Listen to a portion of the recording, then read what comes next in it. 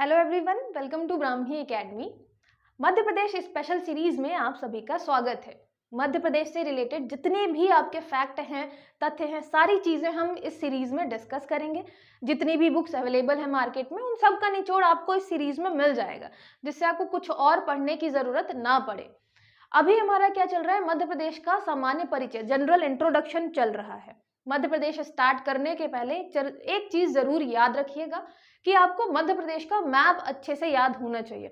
हर एक जिले, उसकी लोकेशन, वो किस संभाग में आता है, किस राज्य के साथ बाउंड्री शेयर करता है, हर एक चीज आपको पता होनी चाहिए।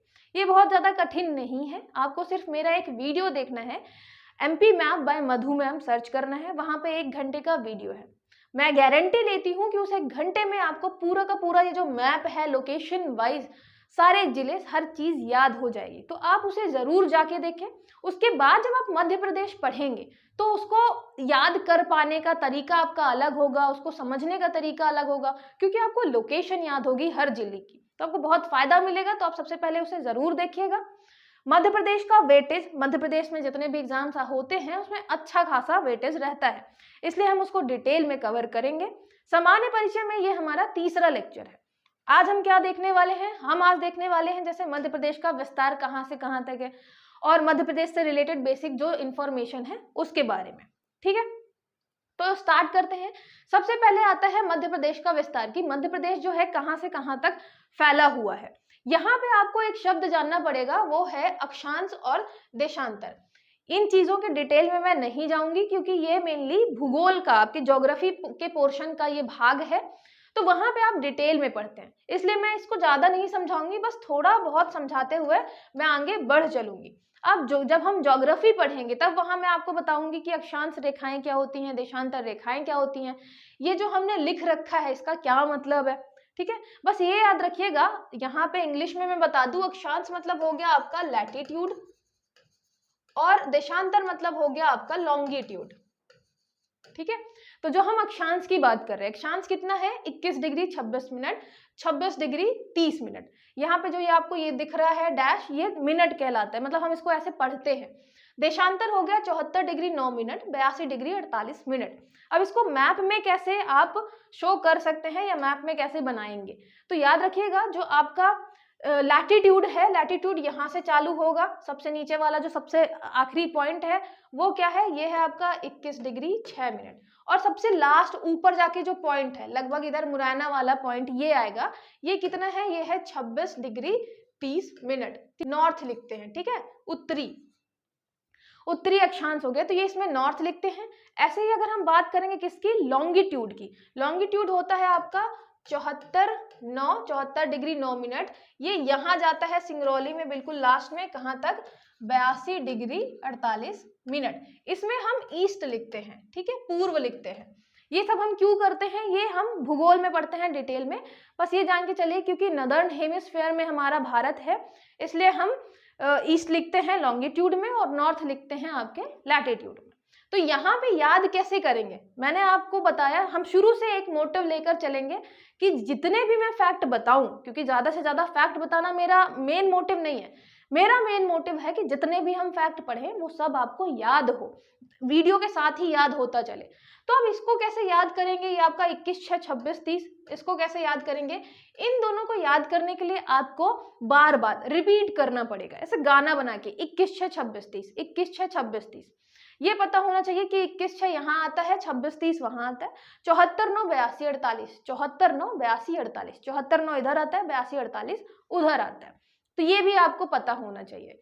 ठीक है, तो ये हो गया आप 21 6 26 30 74 9 82 48। इसको थोड़ा आप रिवाइज करेंगे, 8-10 बार जैसे ही बोलेंगे तो थोड़ा फैमिलियर लगने लग जाएगा कि 21 6 26 30। यहीं पे आपको मध्य से कर्क रेखा निकलती हुई मिलेगी, जो कि कितनी है, 23.5 डिग्री पे है। ठीक है, 21 6 26 30 74 9 82 48, ये हो गया आपका लैटिट्यूड और लॉन्गिट्यूड। फिर आता है उत्तर से दक्षिण कुल लंबाई। आप कहीं भी देखेंगे तो डायरेक्शन कैसे देखते हैं, डायरेक्शन आप देखते हैं, ऊपर वाला हमेशा होता है नॉर्थ उत्तर, नीचे वाला होता है साउथ दक्षिण, इधर साइड वाला कहलाता है ईस्ट पूर्व और इधर साइड कहलाता है वेस्ट। अब कहीं भी डायरेक्शन देखेंगे तो हमेशा ऊपर वाला होगा नॉर्थ, नीचे वाला होगा साउथ, इधर वाला होगा ईस्ट और इधर वाला होगा वेस्ट। ठीक है। अब हमें बात करनी है कि ये जो आपका मध्य प्रदेश है, इसकी उत्तर से दक्षिण और इसकी पश्चिम से पूर्व लंबाई कितनी है। तो याद रखिएगा, जब हम उत्तर से दक्षिण की बात करेंगे तो ये है 605 किलोमीटर, और जब हम पश्चिम से पूर्व की बात करेंगे तो ये है 870 किलोमीटर। अब बात आती है कि इसको कैसे याद करेंगे, कंफ्यूजन हो सकता है थोड़ा सा। तो याद रखिएगा, 6 के साथ हमने 5 रखा है, 8 के साथ 7 रखा है ना, आपको दिख रहा है 6 के साथ 5 रखा है, 8 के साथ 7 रखा है, और फिर 0 रखा है। अब ये याद रखना है कि 6 और 5 के बीच में 0 है और 8 और 7 के बाद 0 है, तो इसलिए 870 है। और ये भी याद रखना है कि मध्य प्रदेश का अगर हम पूर्वी से पश्चिमी विस्तार देखें तो ये ज्यादा है, उत्तर से दक्षिण विस्तार जो है वो थोड़ा कम है, ठीक है। तो ये ज्यादा आपका विस्तार है, ये ज्यादा चौड़ा है, तो ये 870 है, ये 605 है। 870 605 याद रखना है। 6 और 5 के बीच में 0 है, ठीक है, तो यहाँ पे आपको दिख गया 6 और 5 के बीच में 0 है, और यहाँ 8 और 7 के बाद 0 है, तो 870 किलोमीटर, ठीक है। फिर बात आती है कि अगर हम यहाँ से चलना चालू करें, हम कहाँ से, अलीराजपुर से चलना चालू करें, मतलब अलीराजपुर और सिंगरौली, इधर आपके लास्ट में पूर्वी साइड सबसे कौन सा जिला आता है, सिंगरौली। तो अलीराजपुर और सिंगरौली के बीच में टाइम डिफरेंस कितना है, तो ये है 32 मिनट का। अब ये टाइम डिफरेंस आता कहाँ से है, हम लॉन्गिट्यूड से टाइम डिफरेंस निकालते हैं। ये भी हम डिटेल पढ़ते हैं भूगोल में, ज्योग्राफी में, कि कैसे लॉन्गिट्यूड आपका जो देशांतर है उससे हम टाइम निकालते हैं। अभी बस ये याद रखिए आप कि आधा घंटा लगभग क्या होता है, गैप होता है टाइम का अलीराजपुर और किसके बीच, सिंगरौली के बीच। मतलब पूर्वी और पश्चिमी जो आपके स्थान हैं, मध्य प्रदेश के भाग हैं, उसमें लगभग आधे घंटे का एग्जैक्ट याद रखना है, तो 32 मिनट क्या रहता है, डिफरेंस रहता है, ठीक है। उसके बाद आता है भारतीय मानक रेखा। यहाँ पे हम स्टैंडर्ड टाइम की बात करें, जो स्टैंडर्ड लाइन है यहाँ पे, ये 82.5 आप देख 82:48, इसके थोड़ा सा जस्ट पहले कितना है, 82 डिग्री 30 मिनट। जो ये 82.5 डिग्री है, ये मानक रेखा कहलाती है। यही आपका एक ऐसा लॉन्गिट्यूड है जिसमें हम पूरे भारत का क्या करते हैं, टाइम कैलकुलेट करते हैं। तो इससे हम क्या कर रहे हैं, पूरे भारत का टाइम कैलकुलेट कर रहे हैं। ये भी हम डिटेलिंग भूगोल में पढ़ते हैं, लेकिन अभी बस इतना जानिए कि हर एक लॉन्गिट्यूड से क्या होता है, टाइम कैलकुलेट किया जा सकता है। पूरे भारत में एक जैसा टाइम रहे उसके लिए हमने 82.5 डिग्री को क्या बना रखा है, मानक रेखा बना रखा है अपना, उससे हम स्टैंडर्ड टाइम निकालते हैं। तो यहाँ पे स्टैंडर्ड टाइम 82.5 डिग्री ये बताया गया है कि मध्य प्रदेश में कहाँ से गुजरती है। अब आपको दिख रहा है कि सबसे लास्ट जो लॉन्गिट्यूड है 82:48 वो सिंगरौली से गुजर रहा है, और 48 के थोड़ा ही पहले 82 डिग्री 30 मिनट आएगा, है ना, 82.5 डिग्री। तो सीधी बात है वो भी कहाँ से गुजरेगा, वो भी सिंगरौली से गुजरेगा। तो हमारी जो मानक रेखा है वो एकमात्र जिला मध्य प्रदेश का जहां से गुजरती है वो कौन सा है, वो है सिंगरौली। याद रखिएगा, क्योंकि सबसे ईस्ट में है आपकी सिंगरौली, वहीं से 82.5 डिग्री गुजर सकती है, क्योंकि हमारा सबसे लास्ट जो लॉन्गिट्यूड है जहां पे खत्म हो जाता है मध्य प्रदेश, वो है आपका 82 डिग्री 48 मिनट, ठीक है। तो याद रखिएगा कहां से गुजरती है, सिंगरौली से। लोकेशन याद रखिएगा कि यहां से 82.5 डिग्री गुजरेगी, तो ये आपका लोकेशन हो गया सिंगरौली का, ठीक है। उसके बाद आता है कर्क रेखा, मध्य प्रदेश के 14 जिलों से होकर गुजरती है। अब कर्क रेखा जो है यहाँ पे याद रखिएगा, इसको याद करने के लिए एक आपका ट्रिक है, रउआ राशि भवरा सा दम जब कटनी उमरा सा। थोड़ी सी कठिन है, लेकिन उसको भी जब 8-10 बार आप बोलेंगे तो आपको एक एक जिले याद हो जाएंगे। और ये क्वेश्चन पूछा भी जा चुका है एमपीपीएससी में कि इनमें से कौन सा जिला कर्क रेखा के, मतलब कर्क रेखा इनमें से किस जिले को पार नहीं करती है, ये क्रॉस नहीं करती है। तो उससे क्या हो गया, आपको 14 के 14 जिले याद होने चाहिए। उसके लिए ट्रिक बनानी जरूरी है, क्योंकि 14 जिलों में वो एक भी ऊपर नीचे हुआ तो आपका 2 नंबर खराब कर सकता है। उसके लिए भी जब हम कर्क रेखा डिटेल में पढ़ेंगे तब मैं वहां पर डिटेलिंग बताऊंगी। अभी बस इतना जानिए कि कर्क रेखा 23.5 डिग्री हमारी जो रेखा है, यहाँ पे ट्रॉपिक ऑफ कैंसर है, ट्रॉपिक ऑफ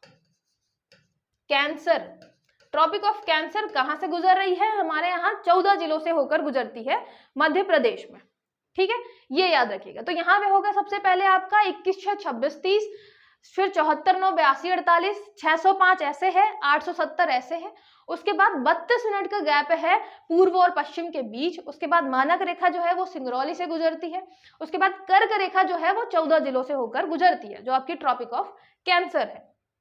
फिर नेक्स्ट हो गया आपका मध्य प्रदेश का कुल क्षेत्रफल कितना है। तो ये जो आपका कुल क्षेत्रफल है, एरिया जो है मध्य प्रदेश का कितना है, तो ये है 30, 82, 52। अब इसको आप जो है, इसको भी आप जब 2-3 बार बोलेंगे, याद करने के तो बहुत तरीके होते हैं कि आप उसको नंबर अलग अलग 308, 252 ऐसे भी कह लीजिए। मैंने कैसे याद किया है, मैंने याद किया 30, 82, 52 से, इसलिए हमेशा 30, 82, 52 ही निकलता है। 30, 82, 52, 30, 82, 52 आप ऐसे याद कर सकते हैं। ये इतने किलोमीटर स्क्वायर जो है पूरे मध्य प्रदेश का क्या है, क्षेत्रफल है। लेकिन कहीं कहीं आपको 30, 82, 45 भी मिलेगा। अभी 45 क्यों मिलेगा, क्योंकि हमारे और छत्तीसगढ़ के बीच, आपको पता है कि यहाँ से आपका जो रहता है छत्तीसगढ़ अलग हुआ था, तो यहाँ पे किरार घाटी आती है, किरार घाटी, ठीक है, किरार घाटी। और इस किरार घाटी में जो है, इस किरार घाटी में क्या है, हमारा डिस्प्यूट चल रहा है छत्तीसगढ़ के साथ। तो याद रखिएगा किरार घाटी के डिस्प्यूट के कारण ये जो आपका यहाँ 45 और 52 इसका थोड़ा सा डिफरेंस आ जाता है। अगर ऑप्शन में दोनों है तो सीधी बात है, दोनों के मतलब फिर क्वेश्चन या तो दोनों सही करेंगे या डिलीट कर देंगे, क्योंकि एमपीपीएससी ऐसी ही चीजें करता है। या फिर दोनों में से कोई एक आपको ऑप्शन मिलेगा, या तो 52 मिलेगा या 45 मिलेगा। तो 30, 82, 52 या 30, 82, 45 दोनों याद रखना है आपको, ठीक है। यहाँ पे याद रखिएगा ये हो गया आपका 52 और ये 45, आपको थोड़ा 1-2 बार बोलना पड़ेगा। 30, 42, 52, 30, 42, 52, फिर 30, 42, 30, 82, 52, 30, 82, 52 और यहाँ पे 30, 82, 45, ठीक है। 1-2 बार जैसे आप रिवाइज करेंगे तो आप ये थोड़ा सा मतलब दिमाग में बैठ जाएगा कि 30, 82, 52 से रिलेटेड कोई चीज थी। फिर बात आता है कि ये जो आपका 30, 82, 52 है, ये पूरे मध्य भारत का 9.8% है। याद रखिएगा जब हम बात करेंगे कि ये पूरा क्षेत्रफल जितना भी है 30, 82, 52 भारत के कंपैरिजन में कितना परसेंट है, तो 9.8% है। तो लगभग आपका 10% है, 10% से थोड़ा कम है। तो आपको क्या याद रखना है कि जो हमारा मध्य प्रदेश है भारत का लगभग कितना है, 10% है। मतलब पूरे भारत को देखा जाए तो उसमें से 10% तो हमारा मध्य प्रदेश ही कवर कर लेता है एरिया वाइज, ठीक है। तो ये हो गया आपका 10%, 9.8, ज्यादा क्लोज नहीं आएगा, लेकिन आप याद करने को 10% भी याद कर सकते हैं कि 10% से बहुत ही क्लोज है, ठीक है। पूरे भारत का 10% हो गया आपका मध्य प्रदेश का एरिया। फिर ये क्या है, पूरा ये भू आवेष्टित है। इसका क्या मतलब है, इसका मतलब है ये क्या है, लैंड लॉक्ड आपकी क्या है, ये स्टेट है। आप देखेंगे लैंड लॉक्ड का क्या मतलब है, भू आवेष्टित मतलब क्या होता है, जहां से आप डायरेक्टली समुद्र में नहीं जा सकते। मध्य प्रदेश आपको पता है बीचों बीच में बसा हुआ है, इसलिए हृदय प्रदेश भी कहते हैं, मध्य प्रदेश भी इसीलिए नाम पड़ा है। तो बिल्कुल बीच में है, हम यहाँ से सीधे समुद्र में घूमने नहीं जा सकते, इसलिए क्या है, ये लैंड लॉक्ड है, भू आवेष्टित है, चारों तरफ से अलग अलग राज्यों से घिरा हुआ है। उसके बाद इसका ढाल जो है वो उत्तरमुखी है। मतलब हम यहाँ पे स्लोप की बात करें तो स्लोप कैसा है, थोड़ा सा नदर्न स्लोप है। और ये कैसे आपको पता चलेगा, ये पता चलेगा आपको नदियों से।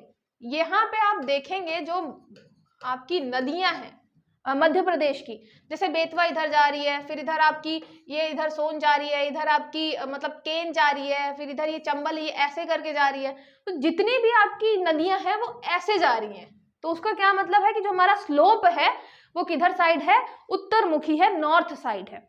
हाँ, हमेशा स्लोप चाहे वो इंडिया की बात करें चाहे एमपी की बात करें, नदियों से ही पता लगाते हैं कि कहाँ तरफ स्लोप है उसका, ठीक है। तो ये आपका स्लोप कैसा हो गया, उत्तरमुखी स्लोप हो गया। फिर बात आती है क्षेत्रफल की दृष्टि से सबसे बड़ा जिला। तो पहले छिंदवाड़ा हुआ करता था, आपको भी पता है। अब क्योंकि पांढुर्ना अलग उससे हो गया तो क्षेत्रफल थोड़ा कम हो गया। तो अब जो है सबसे बड़ा जिला कौन सा बन चुका है, शिवपुरी बन चुका है, ठीक है। तो शिवपुरी कहाँ पे आएगा, ये आएगा शिवपुरी। अब आपको लोकेशन अगर पता है तो यहाँ पे ये छोटे छोटे फैक्ट याद करना बहुत आसान हो जाएगा। यहाँ पे ये जो है आपका शिवपुरी गर्दन, मध्य प्रदेश की गर्दन जो है वो है सबसे बड़ा, एरिया वाइज सबसे बड़ा है। तो शिव जी जो है हमारे यहाँ पे साइज में सबसे बड़े, मध्य प्रदेश में जिलों में सबसे बड़े कौन है, शिव जी। शिवपुरी से आप याद करेंगे। फिर क्षेत्रफल की दृष्टि से सबसे छोटा जिला आपका है निवाड़ी। अब यहाँ पे आप देखेंगे कि ये छोटा सा जिला है निवाड़ी, ये छोटा सा है। तो शिवजी सबसे बड़े हैं, निवाड़ी को हम कवाड़ी से भी रिलेट करते हैं वैसे तो, और आप चाहें तो किसी और चीज से भी कर सकते हैं। तो हमारा जो कवाड़ी है, कवाड़ी सबसे छोटा है और आपका जो शिवजी है वो सबसे बड़े हैं एरिया वाइज, है ना। क्षेत्रफल की बात करें तो क्षेत्रफल की दृष्टि से सबसे बड़ा संभाग, अगर हम संभाग की बात करें, डिवीजन की बात करें, यहाँ पे तो डिस्ट्रिक्ट की बात की, जिला कौन सा है, अब डिवीजन की बात करें, संभाग की बात करें तो वो है आपका जबलपुर। जबलपुर संभाग जो है ये यहाँ से लेके पूरा ये इतना एरिया कवर करता है। तो एरिया वाइज जो सबसे बड़ा कौन सा है, जबलपुर है। इसीलिए मैंने आपको बोला कि मैप याद करना जरूरी है। अगर आपको मैप पता है तो आप देखेंगे कि यहाँ जबलपुर में बहुत सारे जिले हैं और ये इतना एरिया भी कवर कर रहा है, इतना बड़ा, तो इसलिए एरिया वाइज संभाग सबसे बड़ा होगा जबलपुर। और अगर छोटे बात करें कि क्षेत्रफल की दृष्टि से एरिया वाइज आपका कौन सा डिवीजन सबसे छोटा है, तो वो है आपका शहडोल। शहडोल आपको मिलेगा इस वाले इलाके में, है ना। और ये बढ़िया छोटा सा आपको क्या मिलेगा, संभाग मिलेगा। तो ये संभाग जो है किसकी दृष्टि से, एरिया वाइज, क्षेत्रफल की दृष्टि से सबसे छोटा, और सबसे बड़ा कौन सा हो गया, तो आपका ये जबलपुर वाला जो है वो सबसे बड़ा हो गया। अब याद कैसे कर सकते हैं, शिवजी जो है जिले में, मतलब अगर जिले में देखा जाए तो शिवजी सबसे बड़े हैं, कवाड़ी सबसे छोटा है। संभाग में देखा जाए तो जबलपुर, मतलब हम यहाँ पे जबलपुर की बात करें, एरिया अगर आपको पता रहेगा तो आपको रिलेट हो जाएगा कि संभाग सबसे बड़ा आपका जबलपुर ही होगा एरिया वाइज। छोटे की बात करें तो याद रखिएगा शहडोल, बहुत सहना पड़ता है क्योंकि वो सबसे छोटा है, क्षेत्रफल की दृष्टि से एरिया वाइज सबसे छोटा है, इसलिए उसको काफी सहना पड़ता है, काफी कुछ सहना पड़ता है। सहना हम क्यों बोल रहे हैं यहाँ पे, ये हम शहडोल के लिए बना रहे हैं ट्रिक कि बहुत ज्यादा क्या करना पड़ता है, यहाँ पे सहना पड़ता है, क्योंकि क्या है वो क्षेत्रफल वाइज सबसे छोटा है।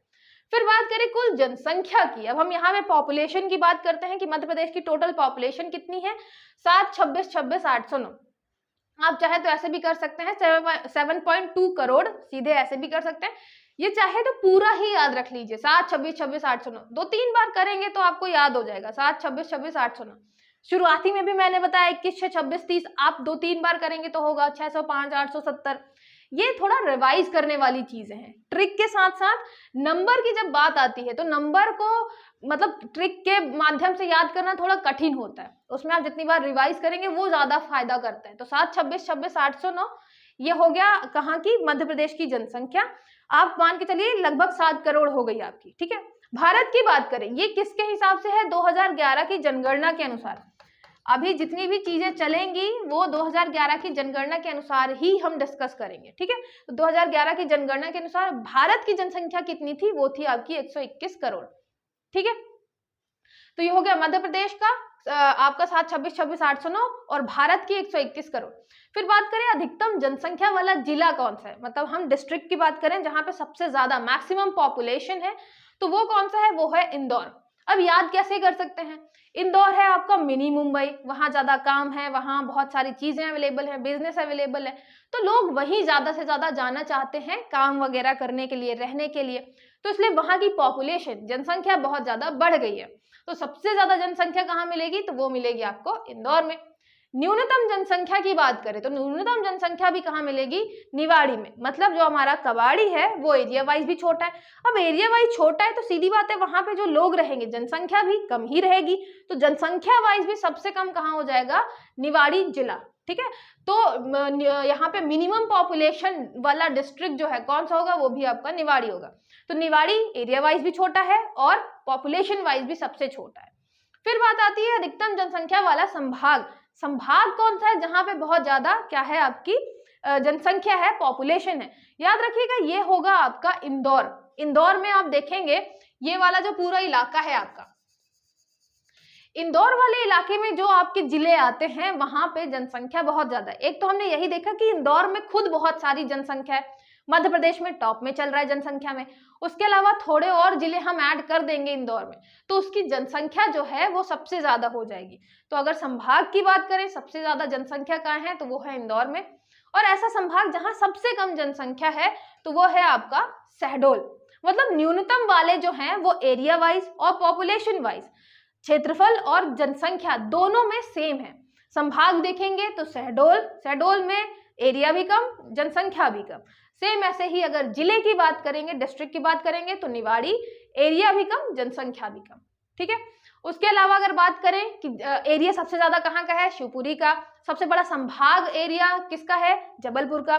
जनसंख्या सबसे ज्यादा कहाँ है, इंदौर में। और अगर बात करें कि संभाग सबसे बड़ा कौन है, वो भी आपका इंदौर है। तो यहाँ पे सेम है, मैच करता हुआ इंदौर इंदौर। ठीक है, तो आई होप ये आपको इजीली तरीके से याद हो गया होगा ना, ज्यादा यहाँ पे आपको मुश्किल नहीं पड़ेगी। हमने क्या बात करी, जनसंख्या कितनी है, 7, 26, 26, 809।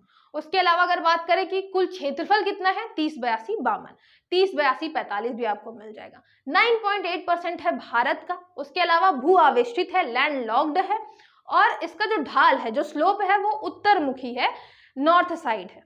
ठीक है, फिर बात करें साक्षरता। यहाँ पे हम लिटरेसी की बात कर रहे हैं, साक्षरता लिटरेसी दर जो है, लिटरेसी रेट कितनी है मध्य प्रदेश की, तो याद रखिएगा 69.3, मतलब 70 से 1 कम। आपको जब पॉइंट में दिया हुआ हो तो आप ये देखिए कि हम एक बेस किसको मान सकते हैं, तो हमने मान लिया बेस को, बेस से क्या है, 1 कम है, तो 69% है समथिंग। ठीक है, उसके अलावा जब हम भारत की साक्षरता दर की बात करेंगे, भारत के लिटरेसी रेट की बात करेंगे, तो ये है 74%। मतलब अगर 1% और ला लेगा तो 75% बिल्कुल बहुत अच्छे उसके परसेंटेज कहलाएंगे। सिर्फ 1% से पीछे चल रहा है 75 के। तो यहाँ पे हमने बात करी, यहाँ तो हमारा 70 भी नहीं पहुंच रहा है, 70 से 1 कम 69 पे ही है। भारत हमारा 75 के पास है, 75 से 1 कम 74। ठीक है, 74 वो हो गया और 69 ये हो गया। आप चाहे तो इन दोनों को मतलब ये ऐसे भी रिलेट कर सकते हैं कि कौन कितना कम है, कौन कितना ज्यादा है, क्योंकि आप देख रहे हैं आर्थिक जो आपका अर्थव्यवस्था वाला पोर्शन है, इकोनॉमी वाला पोर्शन है, उसमें कंपैरिजन भी आता है भारत और मध्य प्रदेश का। इसलिए ऐसी चीजें मैंने लिख दी साथ साथ में, तो आप भारत और मध्य प्रदेश दोनों को एक साथ लेकर चले। 69.3 मध्य प्रदेश का है, 70 से 1 कम, और 75 से 1 कम 74% किसके आ रहे हैं, भारत के आ रहे हैं। तो भारत के 74% आ रहे हैं। महिला साक्षरता की बात करें मध्य प्रदेश में तो वो है 59, मतलब यहाँ पे 69 है, उससे 10 कम 59 क्या है, महिलाओं की साक्षरता है। और बात करें पुरुष साक्षरता मध्य प्रदेश में कितनी है, तो वो है 78.7, मतलब लगभग 79 है। तो यहाँ पे हमने मान लिया लगभग 79, 78.7। तो यहाँ पे आपका बीच में है 69, जो कि मध्य प्रदेश का एवरेज है, लिटरेसी रेट एवरेज जो आपका औसत साक्षरता दर है 69 है। 10 कम करेंगे तो महिलाओं का आएगा, तो 59 समथिंग महिलाओं की है। 10 ज्यादा करेंगे, 10 ज्यादा 78.7 मतलब 79 समथिंग, तो 10 ज्यादा करेंगे तो पुरुषों की साक्षरता दर आ जाएगी, लिटरेसी रेट आ जाएगा।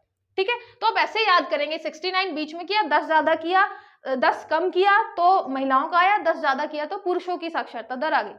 फिर बात करें ऐसे कौन सा जिला है जहां सबसे ज्यादा साक्षरता दर है, तो लिटरेसी रेट मैक्सिमम किस डिस्ट्रिक्ट में है, तो ये है जबलपुर में। जबलपुर वालों के 81% आ रहे हैं।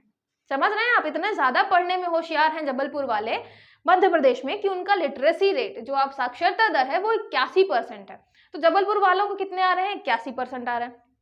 न्यूनतम साक्षरता दर की बात करें, मिनिमम लिटरेसी रेट की बात करें, तो वो मिलेगा आपको अलीराजपुर में, सिर्फ 36%। और उसके उसके कम साक्षर होने का कारण क्या है, यहाँ पे मिनिमम लिटरेसी रेट की बात करें, लिटरेसी रेट 36% क्यों है, क्योंकि यहाँ पे आपकी ट्राइबल पॉपुलेशन है, यहाँ पे मैक्सिमम आपको ट्राइबल पॉपुलेशन मिलेगी, और ट्राइब्स जो है ज्यादा इंपॉर्टेंस दे नहीं रहे पढ़ाई लिखाई को, इसलिए सबसे कम, यहाँ तक कि पूरे भारत में सबसे कम अगर कहीं की लिटरेसी रेट है वो है अलीराजपुर की, सिर्फ 36% आ रहे हैं। किसी तरीके से मतलब वो सिर्फ पास हो रहे हैं अलीराजपुर वाले। 36% अलीराजपुर के आ रहे हैं, 81% जबलपुर के आ रहे हैं।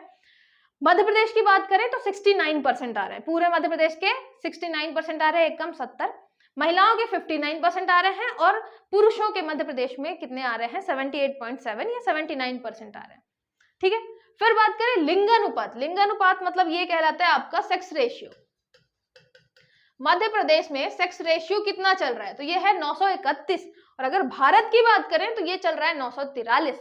यहां से एक चीज आपको पता चल गई कि पहली बात, भारत का लिंगानुपात मध्य प्रदेश के लिंगानुपात से ज्यादा है। इंडिया का सेक्स रेशियो जो है वो ज्यादा है, बड़ा है किससे, मध्य प्रदेश के सेक्स रेशियो से। सेम ऐसे ही अगर साक्षरता की बात करें, लिटरेसी रेट की बात करें, तो वो भी मध्य प्रदेश का जो एवरेज लिटरेसी रेट है वो भारत के लिटरेसी रेट से, एवरेज लिटरेसी रेट से कम है, उसके 74% आ रहे हैं। ठीक है, फिर बात करते हैं अधिकतम लिंगानुपात वाला जिला। ये क्वेश्चन काफी बार आ चुका है मध्य प्रदेश में और दूसरे एग्जाम्स में। सबसे ज्यादा सेक्स रेशियो कहाँ है भारत, मध्य प्रदेश के किस जिले में है, तो मिलेगा वो आपको बालाघाट में। कितना, 1021, ये भी याद रखिएगा। 1000 से भी ज्यादा है, 21 लड़कियां ज्यादा हैं 1000 से। मतलब 1000 लड़कों की शादी कर देंगे तो भी 21 लड़कियों को किसी दूसरे स्टेट में जाके शादी करना पड़ेगा, क्योंकि हमारे मध्य प्रदेश में औसत कितना है, 1000 में 1021 है, लड़कियां 21 ज्यादा हैं। कहाँ पे, बालाघाट में। पूरे मध्य प्रदेश की बात करें तो यहाँ पे सिर्फ 931 ही है, और भारत की बात करें तो ये हो गई 943। ये देखते चलिएगा कि यहाँ पे गैप कितना है, ज्यादा किसका है, कम किसका है। ठीक है, तो ये हो गया आपका भारत का लिंगानुपात 943, एमपी का 931। यहाँ पे आप देखेंगे कि यहाँ पे 30 से 1 ज्यादा है और यहाँ 40 से 3 ज्यादा है। आप ऐसे भी रिलेट कर सकते हैं कि भारत का जो है वो 40 से 3 ज्यादा है या 40 से ज्यादा है, और मध्य प्रदेश का 30 से सिर्फ 1 ज्यादा है। तो ऐसे आपको थोड़ा बहुत दिमाग में रहेगा कि 30 के पास ही था मध्य प्रदेश वाला, भारत वाला 40 के पास था। ठीक है, और फिर अधिकतम सेक्स रेशियो की बात करें, मैक्सिमम सेक्स रेशियो वाला जो डिस्ट्रिक्ट है वो कौन सा, बालाघाट 1021। मिनिमम की बात करें तो मिनिमम सेक्स रेशियो जो आपका लिंगानुपात है कहाँ मिलेगा, वो मिलेगा भिंड में। याद रखिएगा, भिंड में सबसे कम सेक्स रेशियो है। ठीक है, और कितना है, 837। ये नंबर भी याद करना है। जब हम जनगणना पढ़ेंगे तो आपको दिखेगा कि बार बार क्वेश्चन आता है, सेंसस से जरूर क्वेश्चन आता है। अब थोड़ा कठिन क्वेश्चन भी आने लग गए हैं कि आपको एटलीस्ट 2 से 3 जिले पता होने चाहिए। जैसे न्यूनतम लिंगानुपात वाला जिला, तो आपको कम से कम 3 जिले पता होने चाहिए न्यूनतम लिंगानुपात वाले, मिनिमम जो आपका सेक्स रेशियो है वो वाले। ठीक है, अब सिर्फ एक से काम नहीं चलेगा, तो इसको हम डिटेल में भी करेंगे क्योंकि पीएससी में पूछा जाता है। अभी सिर्फ बेसिक पढ़ रहे हैं, इसलिए बेसिक जानिए। 931 एमपी का, 943 भारत का। उसके बाद बात करें मैक्सिमम कहाँ है, तो बालाघाट का है 1021, मिनिमम कहाँ है, भिंड का है 837। ठीक है, आप यहाँ देखेंगे 3 कम है किससे, 40 से। तो यहाँ पे हम जाएंगे सबसे पहले तो 800 में जाएंगे, मतलब 1000 से कम होते होते 900 में पहुंचे, 900 से कम जाते जाते पहले हम 800 में जाएंगे।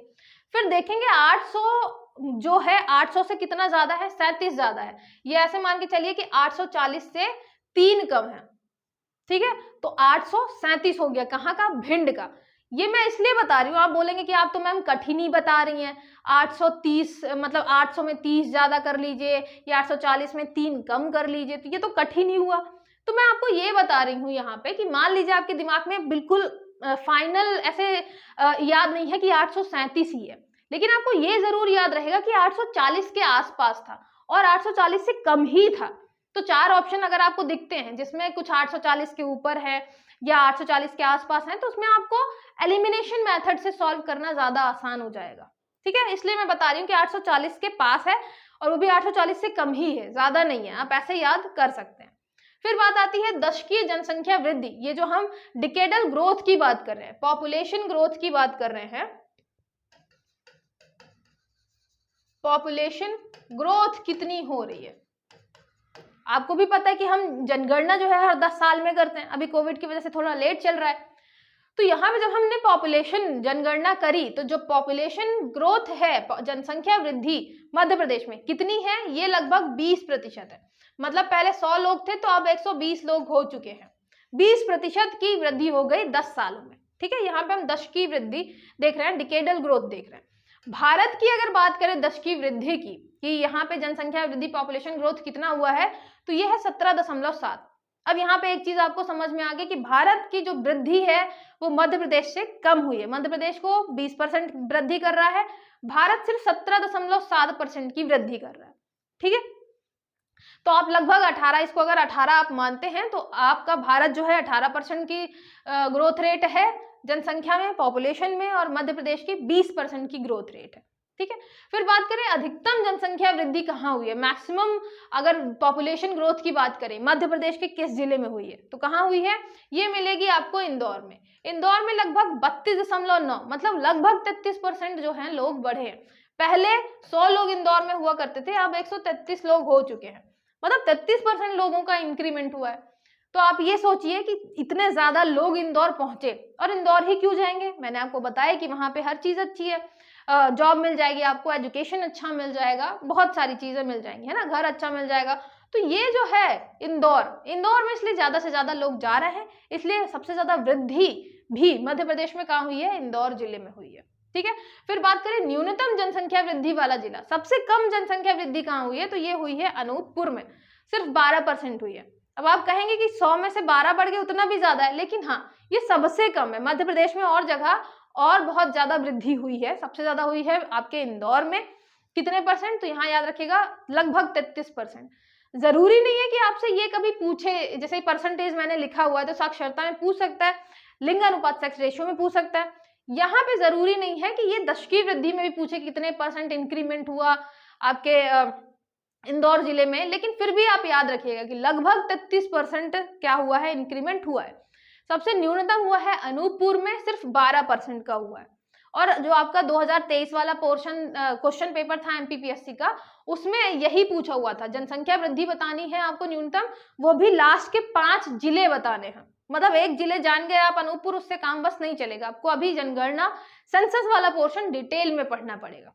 ठीक है, तो यहाँ पे आपका हो गया कि साक्षरता की बात करें, अगर हम लिटरेसी रेट की बात करें, अभी 69% आ रहे हैं मध्य प्रदेश के, 74% आ रहे हैं भारत के, महिलाओं के 59% है और पुरुषों के 78.7%, 78% है समथिंग। ठीक है, फिर बात करें सबसे ज्यादा पढ़ने में कौन होशियार है, तो जबलपुर होशियार है, 81% ला रहा है। सबसे गधा कौन है, सबसे कम पढ़ने वाला बच्चा कौन है, तो अलीराजपुर वाला है, सिर्फ 36% ला रहा है। फिर सेक्स रेशियो की बात करें, आपके जो लिंगानुपात है उसकी बात करें, तो भारत का चल रहा है 943, है ना, 943, 931 चल रहा है मध्य प्रदेश का। उसमें भी सबसे ज्यादा कहाँ का है, बालाघाट का है, सबसे कम कहाँ का है, वो है आपके भिंड का। ठीक है, फिर बात करें दशकीय वृद्धि की कि आपका पॉपुलेशन ग्रोथ जो है कितना हो रहा है, मध्य प्रदेश में लगभग 20% का हो रहा है, और आपका जो भारत है वो लगभग आपका 17.7, 18% की ग्रोथ कर रहा है। उसमें भी देखें कि सबसे ज्यादा जो ग्रोथ है, पॉपुलेशन ग्रोथ कहाँ पे हुई है मध्य प्रदेश में, तो वो इंदौर में हुई है। सबसे कम कहाँ हुई है, तो वो हुई है अनूपपुर में। ठीक है, अनूप के यहाँ बहुत कम लोग आए हैं पिछले 10 सालों में, इंदौर में हर जगह बहुत सारे लोग गए हैं पिछले 10 सालों में। ठीक है, तो आप ऐसे भी रिलेट कर सकते हैं कि यहाँ पे इंदौर में सबसे ज्यादा लोग गए हैं और अनूपपुर के घर सबसे कम लोग गए हैं, तो इसलिए इसके यहाँ जनसंख्या वृद्धि सबसे कम हुई है, इंदौर में जनसंख्या वृद्धि सबसे ज्यादा हुई है। ठीक है, फिर बात करें जनसंख्या घनत्व की, यहां पे हम बात कर रहे हैं पॉपुलेशन डेंसिटी की, पॉपुलेशन डेंसिटी।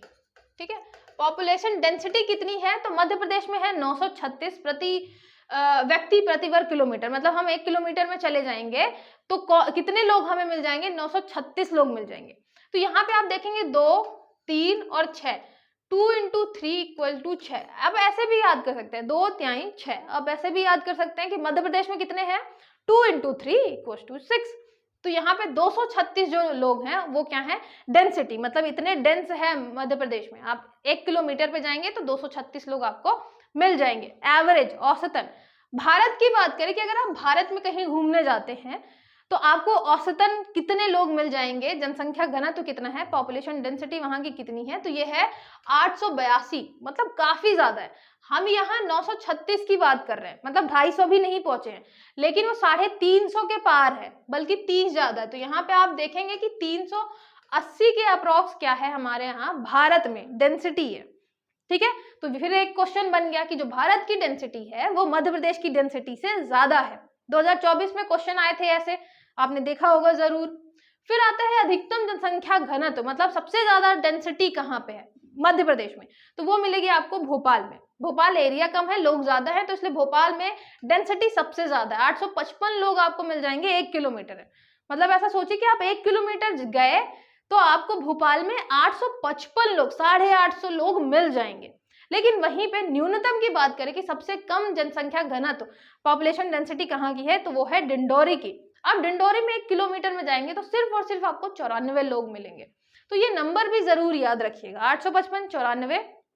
उसके अलावा टोटल बात करें कि मध्य प्रदेश का जनसंख्या घनत्व, पॉपुलेशन डेंसिटी कितनी है, तो वो कितनी है आपकी 2 तिहाई 6, तो 236। भारत की कितनी है, तो वो है 350 से भी ज्यादा, 382। याद रखिएगा 380 के आसपास है, बस आपको ऐसे दिमाग में रखना है 380 के आसपास है, तो ये हो गया आपका 382। ठीक है, ये हो गया सबसे ज्यादा भोपाल में, सबसे कम इंदौर डिंडोरी में। अब यहाँ पे आप मैप पे जरूर हर चीज बनाते हुए चलिएगा, मैप में बनाएंगे तो ज्यादा आसानी होगी हर एक चीज को याद करने में। हमने बात करी जब घनत्व की, घनत्व सबसे ज्यादा कहाँ है, तो घनत्व सबसे ज्यादा भोपाल में है। और यहाँ पे मैप याद करने का सबसे मेन जो रीजन है वो समझ में आता है कि आपको कितनी हेल्प मिलने वाली है। सबसे ज्यादा भोपाल में है और सबसे कम बात करें तो कहाँ पे है, तो सबसे कम आपके डिंडोरी वाले इलाके में है, ठीक है। फिर बात करें कि साक्षरता सबसे ज्यादा कहाँ थी, तो सबसे ज्यादा थी आपके जबलपुर वाले इलाके में। और बात करें सबसे कम कहाँ पे थी, तो सबसे कम कहाँ थी, अलीराजपुर वाले इलाके में, ठीक है। फिर हमने बात की साक्षरता होगा लिंगानुपात, लिंगानुपात सबसे ज्यादा कहाँ है, बालाघाट वाले इलाके में। सबसे कम कहाँ पे है, तो ये है आपके भिंड वाले इलाके में, ठीक है। सबसे ज्यादा बालाघाट, सबसे कम भिंड। यहाँ पे आप चाहें तो लिख भी सकते हैं कि हम किस चीज के बारे में, यहाँ पे घनत्व, जैसे ये हम घनत्व पढ़ रहे हैं तो ये घनत्व हो गया। और यहाँ पे हमने किसकी बात करी, अलीराजपुर में साक्षरता की बात करी, तो ये साक्षरता हो गया, साक्षरता मिनिमम है यहाँ पे, घनत्व मैक्सिमम है यहाँ पे। आप ऐसे अपनी कॉपी में मैप बना के भी रिवाइज कर सकते हैं, तो आपको बहुत अच्छे तरीके से हर एक चीज याद हो जाएगी। हमने घनत्व पढ़ा, साक्षरता दर पढ़ी, लिटरेसी रेट हो गया, डेंसिटी हो गई, पॉपुलेशन हो गया, एरिया वाइज हमने देखा कि यहाँ पे एरिया वाइज शिवपुरी सबसे बड़ा है, निवाड़ी सबसे छोटा है। उसके अलावा जनसंख्या में देखेंगे तो इंदौर सबसे बड़ा है, निवाड़ी सबसे छोटा है। संभाग में देखेंगे, क्षेत्रफल में आपका जबलपुर संभाग सबसे बड़ा है, शहडोल सबसे छोटा है। अगर जनसंख्या की बात करें, पॉपुलेशन की बात करें, तो फिर हमें इंदौर संभाग की तरफ जाना पड़ेगा और छोटा आपका शहडोल ही रहेगा। तो जो चीजें मैंने बताई हैं आपको क्या करना है, बार बार रिवाइज करना है। फिर बात आती है, यहाँ पे मैंने जितनी भी चीजें हैं भारत और मध्य प्रदेश से रिलेटेड वो एक साथ लिख दी हैं कि भारत में और मध्य प्रदेश को आप साथ साथ में लेके चले। भौगोलिक स्थिति, उसके अगर ज्योग्राफिकल लोकेशन की बात करें तो ये दक्षिण एशियाई देश है ना, साउथ आपका क्या है, साउथ एशियन नेशन है, साउथ एशियन नेशन। और अगर मध्य प्रदेश की बात करें तो मध्य प्रदेश क्या है, मध्य प्रदेश आपका हृदय प्रदेश है, बिल्कुल बीच में बसा हुआ है, तो ये भारत के हृदय में है, केंद्र में स्थित है। आकार की बात करें तो अगर साइज में देखें तो भारत का 7वें नंबर आता है किसमें, विश्व में, विश्व में 7वें नंबर पे है एरिया वाइज। यहाँ पे मध्य प्रदेश की बात करें तो मध्य प्रदेश में भारत में दूसरे नंबर पे आता है, पहले में राजस्थान, दूसरे में मध्य प्रदेश। कितना बताया मैंने, 9.8% लगभग 10% जो है वो एरिया कवर करता है हमारा मध्य प्रदेश, है ना, सेकेंड नंबर पे आता है। जनसंख्या बात करें तो जनसंख्या भारत सेकेंड पे चल रहा है। अभी फिर से उसको गिनती विनती करेंगे तो अभी जैसे ही जनगणना नहीं आएगी तो हम भारत में पहले नंबर पे पहुंच जाएंगे। बात करें मध्य प्रदेश जो है वो जनसंख्या में किस नंबर पे चल रहा है भारत में, तो वो चल रहा है 5वें स्थान पे। पहले आंध्र प्रदेश होता था, क्योंकि हमने 2011 में लास्ट जनगणना की थी, तो पहले आंध्र प्रदेश होता था 5वें नंबर पे, फिर अब मध्य प्रदेश पहुंच गया है जब से आपका आंध्र प्रदेश और तेलंगाना अलग हुआ है। तो मध्य प्रदेश भारत में जनसंख्या, पॉपुलेशन में याद रखिएगा, पॉपुलेशन की दृष्टि से कितने नंबर पे आता है, तो 5वें नंबर पे आता है। जो आपके 7, 26, 26, 809 थे, 7 करोड़ जो जनसंख्या है, 5वें नंबर पे आ रहा है मध्य प्रदेश, ठीक है। सर्वोच्च चोटी की बात करें तो एक तो आपको गार्डविन आस्टीन हो गई भारत की, एक आपकी कंचनजंगा होती है क्योंकि ये डिस्प्यूटेड है। मध्य प्रदेश की बात करें सर्वोच्च चोटी की तो धूपगढ़ है जो महादेव श्रेणी पर्वत पे आती है, कितना 1350 मीटर। ये मतलब इतनी बार क्वेश्चन पूछा गया है, मध्य प्रदेश की सबसे ऊंची चोटी धूपगढ़, कौन सी पर्वत श्रेणी पे है, महादेव, महादेव सतपुड़ा का भाग है। उसके अलावा ऊंचाई कितनी है, 1350 मीटर, ठीक है। तो ये सब चीज याद रखनी है, बहुत बार पूछ चुका है। फिर सीमा पर स्थित देश कि मतलब यहाँ बाउंड्री कितनी सारे आपके देशों के साथ शेयर करता है, तो भारत 7 देशों के साथ बाउंड्री शेयर करता है। आप मैप अच्छे से उसका पढ़ेंगे तो आप देखेंगे पाकिस्तान, अफगानिस्तान, चीन, नेपाल, भूटान, बांग्लादेश, म्यांमार, जो पूरे के पूरे आपके देश हैं, 7 देशों के साथ बाउंड्री शेयर करता है। ये डिटेलिंग भारत के बारे में जब हम भारत को पढ़ेंगे तब देखेंगे। यहाँ पे बस आप कंपैरिजन करके चल रहे हैं, इसलिए मैं आपको वो इंफॉर्मेशन भी दे रही हूँ। फिर यहाँ पे 5 राज्य जो हैं वो मध्य प्रदेश से बाउंड्री शेयर करते हैं। तो 5 राज्य आपको पता है, उत्तर प्रदेश हो गया, राजस्थान हो गया, फिर नीचे आएंगे तो छत्तीसगढ़ हो गया, महाराष्ट्र हो गया और गुजरात हो गया, ठीक है। मैप आप पढ़ेंगे तो ये सब आपके बाएं हाथ का चुटकियों का खेल है, ये याद करना कि कितने राज्यों के साथ हमारा मध्य प्रदेश बाउंड्री शेयर कर रहा है, ठीक है। उसके बाद कर्क रेखा की बात करें तो कर्क रेखा जो है 8 राज्यों से होकर गुजरती है। इसके लिए आप एक ट्रिक भी देखेंगे, मित्र पर गमछा झार, मतलब आपको मिल जाएगा, गूगल में भी ये आपको ट्रिक मिल जाएगी कि आप कैसे 8 राज्य याद कर सकते हैं जहां से कर्क रेखा, ट्रॉपिक ऑफ कैंसर गुजरती है। गुजरात, मध्य प्रदेश, छत्तीसगढ़, झारखंड, पश्चिम बंगाल, फिर आपका त्रिपुरा, मिजोरम, तो 8 राज्यों से होकर गुजरती है। और मध्य प्रदेश में मैंने आपको बता ही दिया 14 जिलों से होकर गुजरती है, जिसकी ट्रिक है आपकी, जब हम डिटेल में पढ़ेंगे तो वो मैं आपको एक एक चीज समझाऊंगी जिससे आपको पूरे के पूरे 14 जिले याद हो जाएं। ठीक है, उसके बाद देखेंगे साक्षरता दर, अभी हमने पढ़ी ही, इसकी 74% है और इसकी 69% है। लिंग अनुपात इसकी 943 है और इसकी 931 है। जनसंख्या घनत्व, डेंसिटी की बात करें तो डेंसिटी कितना है, 382 है और ये है आपका 236। फिर जनसंख्या वृद्धि की बात करें कि पॉपुलेशन ग्रोथ कितनी है, तो यहाँ पे 17% हुई है और यहाँ पे हुई है 20%। यहाँ पे भारत और मध्य प्रदेश को मैं कंपैरिजन करके भी चल रही हूँ, जिससे, क्योंकि अभी आपने 2024 में देखा है ऐसे क्वेश्चन पूछे जा रहे हैं। सेंसस आपका बहुत इंपॉर्टेंट है, चाहे हम भारत की बात करें चाहे मध्य प्रदेश की बात करें, जरूर पूछा जाता है यहाँ से क्वेश्चन हर एक एग्जाम में, तो वो जरूर आपको पढ़ना है। ये सारी चीजें आई होप को समझ में आई होंगी आपको अच्छे से। मैप में बनाकर आप जितने अच्छे से रिवाइज करेंगे उतना ही ज्यादा अच्छे तरीके से आपको सारी चीजें याद हो जाएंगी। जैसे हमने पढ़ा, ये हो गया आपका 605 किलोमीटर, यहाँ से हो गया 870 किलोमीटर। ठीक है, सबसे ज्यादा लिंग अनुपात हो गया आपके बालाघाट में, सबसे कम भिंड में। जनसंख्या घनत्व की बात करें, घनत्व कहाँ है तो भोपाल में, सबसे कम कहाँ है डिंडोरी में। उसके अलावा बात करें जनसंख्या की, जनसंख्या कहाँ है तो इंदौर में, सबसे ज्यादा, सबसे कम कहाँ है तो यहाँ पे निवाड़ी में। तो आप देखेंगे हर एक चीज, क्योंकि आपको हर जिले की लोकेशन पता है, तो आप लोकेट कर करके जब उसको रिवाइज करेंगे तो ज्यादा अच्छे तरीके से आपके दिमाग में बैठ जाएगा। यहाँ पे आप बना देंगे कि ये 21-6 हो गया, यहाँ आप बना देंगे ये आपका 26-30 हो गया। ठीक है, ऐसे करके आप बता देंगे। यहाँ बता देंगे आप जो आपकी मानक रेखा है वो 82-48 वाली जो है, 82-30 डिग्री वाली है, वो कहाँ से निकल रही है, सिंगरौली से निकल रही है। सबसे लास्ट जो आपका लॉन्गिट्यूड है वो कौन सा है, 82-48 वाला। तो हर एक चीज आप मैप में बना के बिल्कुल 5 मिनट में रिवाइज कर सकते हैं जितनी भी हमने चीजें पढ़ी हैं। तो ऐसे अभी से आदत डाल लीजिए, जिससे जैसे ही जैसे हम आगे बढ़ते जाएं आप हर एक चीज याद करते चले वीडियो के साथ ही। आई होप आपको हर चीज अच्छे से समझ में आई होगी। कोई भी डाउट है तो आप कमेंट करके बता सकते हैं, कॉल करके बता सकते हैं। लाइक और शेयर जरूर करिएगा। चलिए मिलते हैं नेक्स्ट लेक्चर में।